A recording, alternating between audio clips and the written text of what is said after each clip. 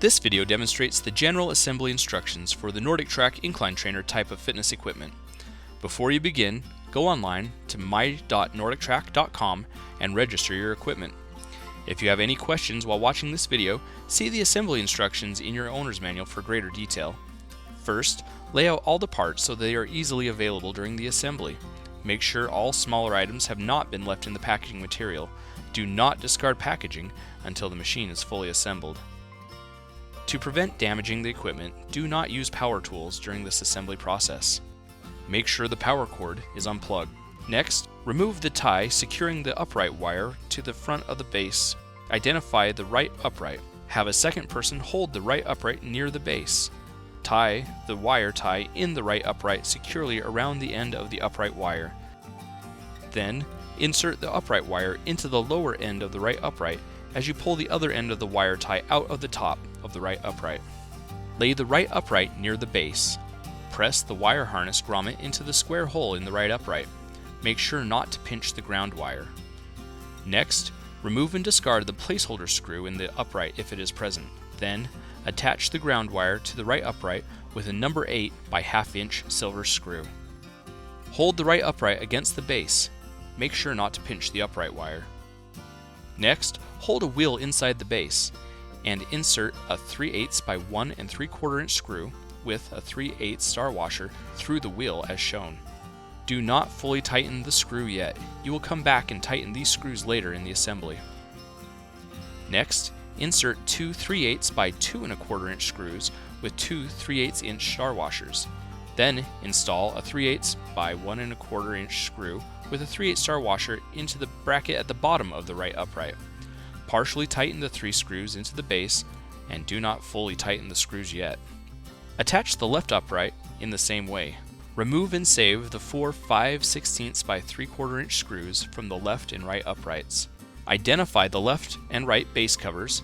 Slide the left base cover onto the left upright and slide the right base cover onto the right upright. Do not press the base covers into place yet. Attach a handrail to the right upright with 2 5/16 by 2 1/2 inch screws and 2 5/16 star washers. Do not fully tighten the screws yet. Make sure not to pinch the upright wire and make sure that the wire is on the inside of the upright. Attach the other handrail to the left upright in the same way. Again, there are no wires on the left side. Remove and discard the placeholder screws in the handrails. Orient the pulse crossbar as shown. Attach the pulse crossbar to the handrails with 2 number 10 by 3/4 inch screws and 2 number 10 star washers. Start all 4 screws and then tighten them. Next, firmly tighten the 4 5/16 by 2 1/2 inch screws. Set the console assembly face down onto a smooth surface to avoid scratching the console assembly. Remove and save the 4 1/4 inch by 1/2 inch screws. Hold the console assembly near the pulse crossbar. Connect the pulse wires. The connectors should slide together easily and snap into place. If they do not, turn one connector and try again. If you do not connect the connectors properly, the console may become damaged when you turn on the power. Next, set the console assembly on the brackets on the handrails. Be careful as not to pinch any of the wires. Attach the console assembly with the 4 1/4 inch by 1/2 inch screws that you removed in step 8. Insert the upright wire through the loop ties on the console assembly. Connect the upright wire to the console. The connectors should slide easily together and snap into place. If they do not, turn one connector and try again. Tighten 2 number 8 by 1 inch pan head screws into the bottom of the console assembly in the locations shown. Identify the right and left trays. Attach the trays to the console base with 8 number 8 by 1/2 inch screws. To avoid damaging the console base, do not over-tighten the screws. Carefully slide the upright crossbar between the left and right uprights. Attach the upright crossbar with the 4 5/16 and 3/4 inch screws that you removed in step 5 and 4 5/16 star washers. Start all 4 screws and then tighten them. Identify the right handrail cover. Set the right handrail cover onto the right handrail. Start 2 number 8 by 3/4 inch truss head screws into the bottom of the handrail cover. Do not fully tighten the screws. Next, Slide the right handrail cover forward until it rests against the console assembly, then tighten the two number 8 by 3/4 inch truss head screws. Be careful not to over-tighten the truss head screws that may cause damage to the handrails. Attach the right bottom handrail cover with two number 8 by 3/4 inch truss head screws. Attach the left handrail cover and the left bottom handrail cover in the same way. Raise the frame to the upright position. Have a second person hold the frame while you complete these steps. Remove the two 5/16 by 3/4 inch screws from the latch crossbar. Orient the latch crossbar as shown. Make sure that this side toward belt sticker is facing the treadmill.